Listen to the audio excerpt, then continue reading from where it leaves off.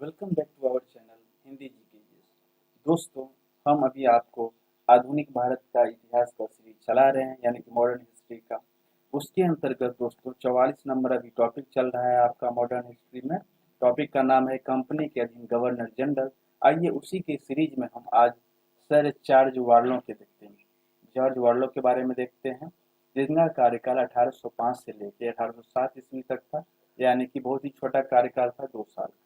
दोस्तों, इससे पहले बताना चाहेंगे, यदि आप हमारे चैनल पर नए हैं तो चैनल को लाइक, कमेंट एवं सब्सक्राइब जरूर करें।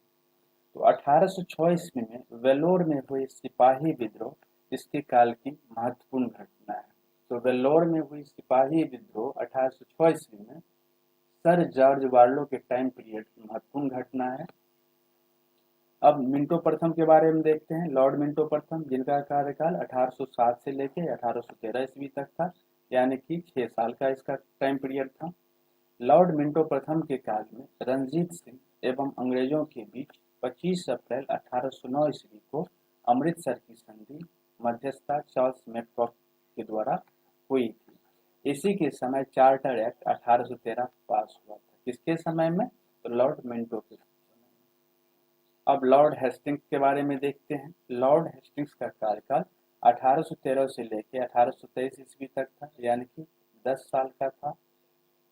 लॉर्ड हेस्टिंग्स के समय आंग्ल नेपाल युद्ध हुआ 1814 से 1816 ईस्वी में। इसमें नेपाल के अमर सिंह थापा को आत्मसमर्पण करना पड़ा। मार्च 1816 ईस्वी में अंग्रेजों एवं गोरखों के बीच संगोली की संधि हुई। संगोली की संधि कब हुई? 1816 ईस्वी में। किसके टाइम पीरियड की बात चल रही है अभी? तो लॉर्ड हेस्टिंग्स के। आंग्ल नेपाल युद्ध का अंत हो गया। संगोली की संधि के द्वारा ही आंग्ल नेपाल का युद्ध का अंत हो गया, जो कि गोरखों एवं अंग्रेजों के बीच हुई थी। कब हुई थी? 1814 से 16 ईस्वी तक। लॉर्ड हेस्टिंग्स के समय में पिंडारियों का दमन कर दिया गया। लॉर्ड हेस्टिंग्स के समय में किसका दमन कर दिया गया? पिंडारियों का। पिंडारियों के प्रमुख नेताओं में वासिल मोहम्मद, चीतू एवं करीम खान थे।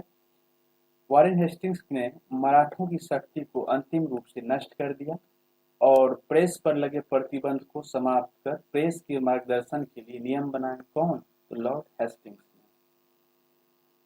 ने। लॉर्ड हेस्टिंग्स के समय में ही 1822 ईस्वी का टेनेंसी एक्ट, जिसको काश्तकारी अधिनियम भी कहते हैं, लागू किया गया। यानी कि टेनेंसी एक्ट जो है 1822 ईस्वी में किसके समय में लागू किया गया? तो लॉर्ड वेलेस्ली के समय में लागू किया गया। तो आइए देखते हैं फिर अगला गवर्नर लॉर्ड एमहर्स्ट के बारे में। सॉरी, यहाँ भी हम बताएं आपको, इसी के समय 1822 ईस्वी का टेनेंसी एक्ट हुआ 1822 ईस्वी में, जिसको काश्तकारी अधिनियम भी कहा गया। तो ये किसके टाइम पीरियड की बात चल रहा है? लॉर्ड हेस्टिंग्स की। यानी कि लॉर्ड हेस्टिंग्स के समय में ही 1822 ईस्वी का टेनेंसी एक्ट या काश्तकारी अधिनियम लागू किया गया 1822 ईस्वी में। लॉर्ड एमहर्स्ट की बात करेंगे तो 1823 से लेके 1828 तक इसका टाइम पीरियड है, जो कि 5 साल का है। लॉर्ड एमहर्स्ट के समय में प्रथम आंग्ल बर्मा युद्ध हुआ 1824 से लेके 1826 ईस्वी तक लड़ा गया। और लॉर्ड एमहर्स्ट के समय में 1826 ईस्वी में बर्मा एवं अंग्रेजों के बीच यानडुप की संधि हुई। यानडुप की संधि बर्मा एवं अंग्रेजों के बीच कब हुई? 1826 ईस्वी में। 1824 ईस्वी में बैरकपुर का सैन्य विद्रोह भी लॉर्ड एमहर्स्ट के समय में ही हुआ। अब लॉर्ड विलियम बेंटिक को देखते हैं। 1828 से 1835 तक इसका टाइम पीरियड है, यानी कि कुल 7 साल का। 1803 ईस्वी में यह मद्रास का गवर्नर था, लॉर्ड विलियम बेंटिक। और लॉर्ड विलियम बेंटिक के समय में ही 1806 ईस्वी में माथे पर जातीय चिन्ह न लगाने तथा कानों में बालियां न पहनने देने पर वेल्लोर के सैनिकों ने विद्रोह कर दिया। 1833 ईस्वी के चार्टर एक्ट द्वारा 1833 ईस्वी के चार्टर एक्ट द्वारा बंगाल के गवर्नर जनरल को भारत का गवर्नर जनरल बना दिया गया। इस प्रकार भारत का पहला governor general Lord William Bentinck हुआ। बंगाल का प्रथम गवर्नर जनरल वॉरेन हेस्टिंग्स था, और ये भारत का पहला governor general Lord William Bentinck हुआ। राजा राममोहन राय के सहयोग से लॉर्ड विलियम बेंटिक ने 1829 ईस्वी में सती प्रथा को समाप्त कर दिया। लॉर्ड विलियम बेंटिक ने इस प्रथा के खिलाफ, यानी कि सती प्रथा के खिलाफ, सती प्रथा की बात हो रही है ना अभी, तो सती प्रथा के खिलाफ कानून बनाकर 1829 ईस्वी में धारा 17 के द्वारा विधवाओं के सती होने को अवैध घोषित कर दिया। अकबर और मराठा पेशवाओं ने भी सती प्रथा पर रोक लगाने का प्रयास किया था। लॉर्ड विलियम बेंटिक ने कर्नल श्रीमैन की सहायता से 1830 ईस्वी में ठगी प्रथा को समाप्त कर दिया। ठग देवी काली की पूजा करते थे। 1835 ईस्वी में लॉर्ड विलियम बेंटिक ने कलकत्ता में कलकत्ता मेडिकल कॉलेज की स्थापना की। 1835 ईस्वी में लॉर्ड विलियम बेंटिक ने कलकत्ता मेडिकल कॉलेज की स्थापना किया था। लॉर्ड विलियम बेंटिक के समय में ही मैकाले की अनुशंसा पर अंग्रेजी को शिक्षा का माध्यम बनाया गया। लॉर्ड मैकाले की अध्यक्षता वाले लॉ कमीशन, जिसको विधि आयोग भी कहते हैं, ने कानूनों के कोडीकरण का प्रयास किया। लॉर्ड विलियम बेंटिक के समय में ही भारतीय शिक्षा पर मैकाले का कार्यवृत्त 1835 ईस्वी को भारत में पाश्चात्य शिक्षा का प्रारंभ माना जा सकता है। लॉर्ड विलियम बेंटिक ने 1831 ईस्वी में मैसूर और 1834 ईस्वी में पूर्व एवं मध्य कचेर को हड़प लिया। लॉर्ड विलियम बेंटिक के ही समय में भारतीयों को उत्तरदायी पदों पर नियुक्त किया और इसके समय में भारतीयों को प्रदान किया गया उच्चतम पद सदर अमीन का होता था, जिसे 700 रुपया प्रति माह तनख्वाह मिलती थी।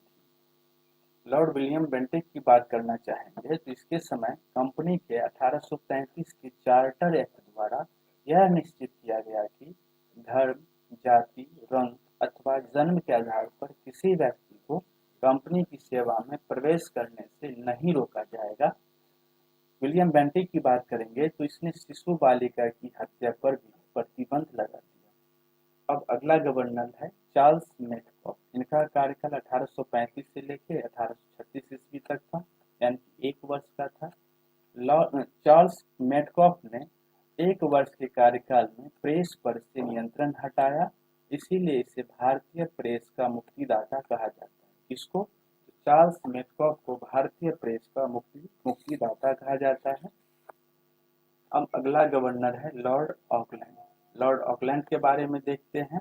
इनका कार्यकाल 1836 से 1842 ईस्वी तक था, यानी कि कुल 6 साल इसका कार्यकाल था।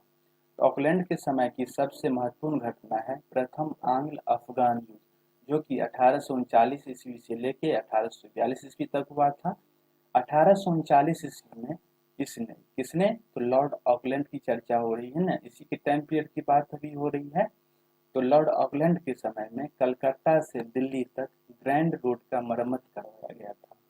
लॉर्ड ऑकलैंड के समय में ही भारतीय विद्यार्थियों को डॉक्टरी की शिक्षा हेतु विदेश जाने की अनुमति ब्रिटिश संसद ने प्रदान किया था। अब चलते हैं लॉर्ड एलनबरो को देखते हैं। 1842 से 44 ईस्वी, यानी कि 2 साल का इसका टाइम पीरियड था। लॉर्ड एलनबरो के समय में प्रथम आंग्ल अफगान युद्ध समाप्त हुआ।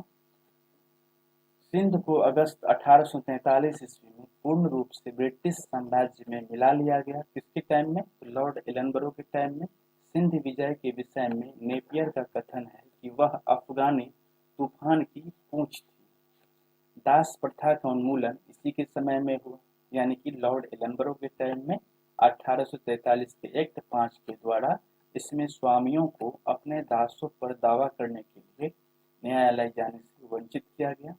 रविवार की छुट्टी की शुरुआत 1843 ईस्वी से चालू हुआ। किसके टाइम पीरियड की बात है? तो एलनबरो, यानी कि एलनबरो के टाइम में ही रविवार की छुट्टी की शुरुआत 1843 ईस्वी से माना गया। अब लॉर्ड हार्डिंग के बारे में देखते हैं। अगला गवर्नर है। इनका कार्यकाल 1844 से लेकर 1848 ईस्वी तक है, जो कि 4 साल का है। लॉर्ड हार्डिंग के काल की सबसे महत्वपूर्ण घटना थी प्रथम आंग्ल सिख युद्ध, जो कि 1845 से 1846 ईस्वी तक लड़ा गया। इसमें अंग्रेज विजय हुआ। लॉर्ड हार्डिंग के टाइम में ही नरबली प्रथा पर प्रतिबंध लगाया गया। अब देखते हैं लॉर्ड डलहौजी की बात करते हैं। तो लॉर्ड डलहौजी के टाइम की बात करेंगे तो 1848 से लेकर 1856 ईस्वी तक है। आगे देखते हैं इसके टाइम पीरियड की घटनाओं को। तो लॉर्ड डलहौजी के टाइम में ही द्वितीय आंग्ल सिख युद्ध 1848 से लेकर 1849 ईस्वी तक हुआ। पंजाब का ब्रिटिश शासन में विलय हुआ। 29 मार्च 1849 को जगत प्रसिद्ध सिख राज्य का प्रसिद्ध हीरा कोहिनूर महारानी विक्टोरिया को दिया गया। द्वितीय आंग्ल सिख युद्ध के दौरान क्या हुआ तो 3 युद्ध लड़ा गया। प्रथम रामनगर का युद्ध जो कि 16 नवंबर 1848 ईस्वी अनिर्णित हुआ। दूसरा चिलियावाला का युद्ध 13 जनवरी 1849 ईस्वी, ये भी अनिर्णित हुआ। और तीसरा युद्ध गुजरात का चिनाब नदी के किनारे नामक स्थान पर 12 मार्च 1849 ईस्वी को हुआ, जिसमें सिख क्या हुआ तो बुरी तरह पराजित हो गया।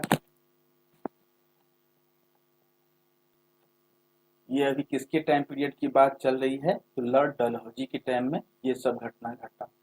लॉर्ड डलहौजी के टाइम में ही द्वितीय आंग्ल बर्मा युद्ध और 1852 ईस्वी में लोअर बर्मा एवं पीगू को अंग्रेजी राज में मिला लिया गया।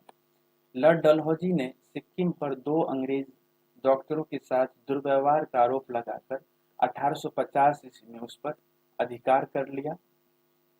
1852 ईस्वी में एक इनाम कमीशन की स्थापना की गई। किसके समय में तो लॉर्ड डलहौजी के समय में इनाम कमीशन की स्थापना 1852 ईस्वी में किया गया और इसका उद्देश्य भूमि कर रहित जागीरों का पता करके उन्हें छीनना था।